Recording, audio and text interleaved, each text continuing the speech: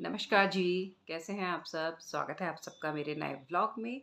उम्मीद करती हूँ आप एकदम बढ़िया होंगे, खुश होंगे।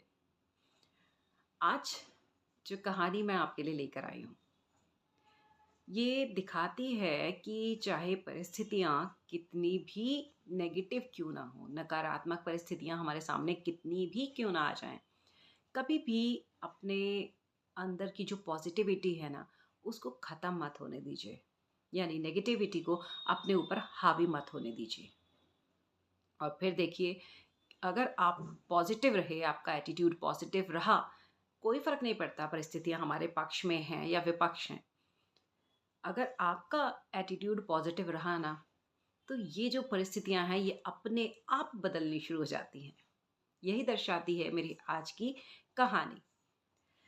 ये कहानी है एक सेवक की, जो अपने राजा के लिए रोज़ बाग से ना अच्छे-अच्छे फल ले जाता था और फिर अपने राजा को खिलाता था। अब एक दिन सुबह वो बाग में गया, तो उसने देखा कि उस दिन नारियल, अमरूद और अंगूर तीनों एक साथ पके हुए हैं। अब वो कंफ्यूज हो गया कि आज मैं राजा जी को खिलाने के लिए क्या ले जाऊं, जिससे मेरे राजा खुश हो जाएं। तीनों फल पक चुके हैं। अब वो वहीं बाग में थोड़ी देर बैठ गया और बैठ के सोचने लग गया कि मुझे क्या ले जाना चाहिए, क्या नहीं ले जाना चाहिए। अब थोड़ी देर तक सोचता रहा। उसके दिमाग ने उसका जो जवाब देना बंद कर दिया। यानी उसे समझ ही नहीं आ रहा था कि मैं किसको चूज़ करूँ राजा के लिए, जिससे वो बहुत खुश हो जाए मुझसे। आखिरकार उसने सोचा कि चलो, अब मुझे कुछ समझ नहीं आ रहा, मैं अंगूर ही उठाकर ले जाता हूँ। उसने अंगूर लिए और अपनी टोकरी में रखकर राजा के पास चला गया। और राजा के सामने ले जाकर उसने अंगूर रखे और थोड़ी दूर जाकर खुद बैठ गया।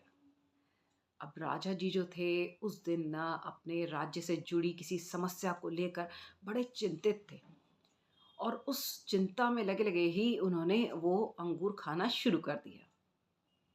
अब ध्यान उनका उस चिंता में लगा हुआ है। जो समस्या थी, उसके लिए जो चिंतित थे, वो तो उस समस्या की तरफ उनका ध्यान लगा हुआ है। अब एक एक अंगूर उठा के खाएं। आधा अंगूर खाया और आधा जो सेवक बैठा था उस पर मारते जाए। एक अंगूर पड़ा। उसने कहा, भगवान बहुत दयालु हैं। थोड़ी देर बाद दूसरा अंगूर पड़ा। फिर मुंह से निकला, भगवान बड़े दयालु हैं। ऐसे करते करते आधे अंगूर खत्म हो गए और ये सिलसिला चलता रहा। उसके मुंह से हर अंगूर पड़ने पे यही बात निकलती, भगवान बड़े दयालु हैं। अब राजा जी का ध्यान ये लगातार सुनते सुनते ना थोड़ा सा अपनी इस समस्या से हटा और उसके शब्दों की तरफ गया कि ये क्या बोल रहा है। फिर राजा जी ने देखा कि मैं तो तब से इसको खा खा के अंगूर मारी जा रहा हूँ, आधे आधे अंगूर, और ये हर बात पे भगवान बड़े दयालु हैं, भगवान बड़े दयालु हैं। अब राजा जी ने उसको अपने पास बुलाया। उसने कहा, सेवक इधर आओ। वो उठकर राजा जी के पास गया। राजा जी ने कहा, एक बात बताओ, मैं तब से अपनी चिंता के मारे आधे आधे अंगूर खा के आधे तुम पर मार रहा हूँ, और तुम हर बार कह रहे हो भगवान बड़े दयालु हैं। आखिर ये चक्कर क्या है? तुम्हें तो बहुत गुस्सा आना चाहिए था, मैंने इतने अंगूर तुम्हें मारे। सेवक मुस्कुराकर बोला, महाराज, आप कह तो बिल्कुल सही रहे हैं। जो परिस्थिति थी वो मेरे लिए नकारात्मक थी, मुझ में अंगूर पड़ रहे थे, लेकिन फिर भी मैं कह रहा हूँ भगवान बड़े दयालु हैं। जानते हैं क्यों? राजा ने कहा, बताओ। उसने कहा, आज मैं जब बाग में गया ना, तो मुझे 3 तरह के फल बिल्कुल पके आपके खाने के लिए तैयार मिले। लेकिन मैं ये सोच ही नहीं पा रहा था कि आपके लिए कौन सा फल लेकर जाऊं जो आपको पसंद आए। मेरे दिमाग ने तो काम करना कर दिया था बंद। फिर बस मैंने ऐसे ही अंगूर उठाए और अपनी टोकरी में रख लिए और आपके लिए ले आया। यहाँ आके देखा तो आप इतने चिंतित हैं कि आप तो आधा आधा फल खा रहे हैं और आधा मुझे मारने लग गए। तो मुझे जब भी वो फल पड़ा ना, तो मेरे मन से ये निकला, भगवान बहुत दयालु हैं। इसका कारण था कि अगर आज मैं आपके लिए नारियल या अमरूद में से कुछ लेकर आता और जब वो मेरे पड़ते ना, तो मेरी क्या हालत होती राजा जी। इसीलिए भगवान ने बहुत अच्छा किया कि उस समय मेरी बुद्धि ने काम करना बंद कर दिया और मुझे समझ नहीं आया मैं क्या ले आऊं। मैं तो ऐसे ही अंगूर उठा के चल दिया। ये भगवान ने मेरी बुद्धि ऐसी करी थी जो मैं अंगूर चुने। इसीलिए मैं भगवान को शुक्र करता हूँ, भगवान को बहुत दयालु मानता हूँ कि वो हर परिस्थिति में हमारा भला ही सोचते हैं। इस तरह राजा को उसकी इस प्रश्न जो उसके मन में आ रहा था, उस प्रश्न का उत्तर मिल गया। हमारे साथ भी तो ऐसा ही होता है। जब तक हमारे साथ सब अच्छा चल रहा है, सब पॉजिटिव है हमारी लाइफ में, हम बड़े खुश रहते हैं। जहाँ कहीं भी परिस्थितियाँ हमारे अनुकूल नहीं होती हैं, हमारे फ़ेवर में नहीं होती हैं ना, वहीं हमारा विश्वास जो है भगवान से डगमगाने लगता है।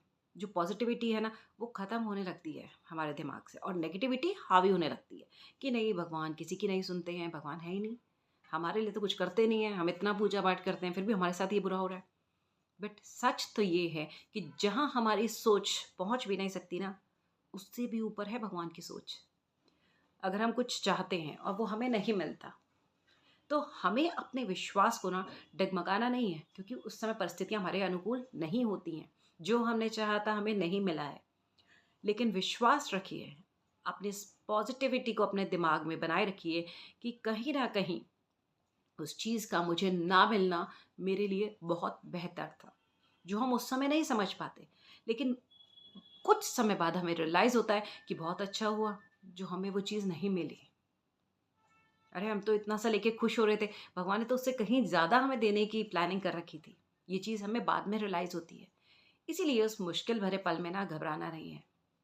कोई नेगेटिव थॉट्स अपने अंदर नहीं लाने, भगवान के प्रति अपनी श्रद्धा को कम नहीं करना, इस अटूट विश्वास को अटूट ही रखना है कि अगर मेरे साथ ये नहीं हो रहा ना, या मैंने चाहा और मुझे नहीं मिला ना, इसमें ही मेरी भलाई छुपी है, जिसे मैं अभी समझ नहीं पा रहा हूँ या समझ नहीं पा रही हूँ, लेकिन बाद में मुझे पता है कि ये चीज़ मेरे फ़ेवर में ही थी।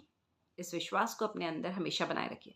फिर देखिए कितनी भी नेगेटिव कंडीशंस आपके सामने आ जाएँ, कितनी भी विपरीत परिस्थितियाँ आपके सामने आ जाए ना, वो भी हार कर चली जाएँगी। कि ऐसे पॉज़िटिव बंदे के आगे मैं भी नहीं टिक सकती। ये नेगेटिव जो कंडीशंस हैं, जो आपकी विपरीत परिस्थितियाँ हैं ना, वो खुद ये सोचेंगी कि ऐसे पॉज़िटिव बंदे के आगे मैं नहीं टिक सकती, और आपकी लाइफ़ से वो खुद ही हट जाएँगी। इसलिए अपने दिमाग में पॉज़िटिव थॉट्स रखिए। नेगेटिविटी को अपने ऊपर हावी कभी मत होने दीजिए। उम्मीद करती हूँ आज की कहानी आपको पसंद आई होगी। अगर आपको ये कहानी पसंद आई हो, तो मेरे चैनल को आप सब्सक्राइब करके और भी ऐसी बहुत सारी कहानियाँ, मोटिवेशनल स्टोरीज़, और मैं शॉर्ट्स भी अपलोड करती हूँ डेली। आप वो भी मोटिवेशनल शॉर्ट्स होते हैं, तो आप उनको भी देख सकते हैं अगर आप चाहें तो। अगर ये कहानी पसंद आई है तो लाइक ज़रूर करिएगा, कमेंट करके बताइएगा कि ये कहानी आपको अच्छी लगी या नहीं। अगले ब्लॉग में फिर एक नई कहानी के साथ आपके साथ फिर मुलाकात होगी। तब तक के लिए जय श्री कृष्णा।